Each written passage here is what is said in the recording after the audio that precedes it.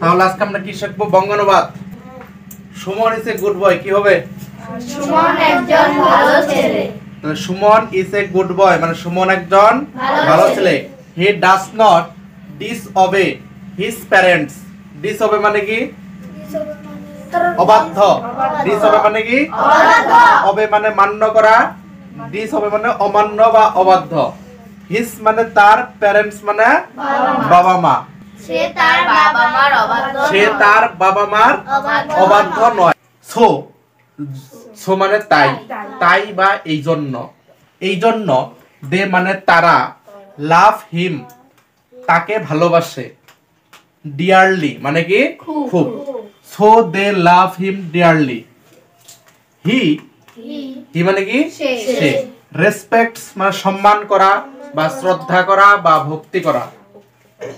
His teachers মাস। Teachers মানে শিক্ষকদের, তার মানে হিজ মানে তার, মাস মানে খুব। সে তার শিক্ষকদের খুব ভক্তি করে বা শ্রদ্ধা করে। Next, he does not forget their advice. Forget মানে কি? ভুলে যাওয়া। ফরগেট মানে ভুলে যাওয়া। দেয়ার মানে তাদের, অ্যাডভাইস মানে কি? উপদেশ। সে তাদের উপদেশ ভোলে না। ডাজ নট আছে, নেগেটিভ আছে। সে তাদের উপদেশ ভোলে না। Suman is a good boy. Suman একজন ভালো ছেলে। He does not disobey his parents. সে তার বাবা মার অবাধ্য নয়। So they love him dearly. So মানে কি? তাই তারা তাকে খুব ভালোবাসে। He respects his teachers much.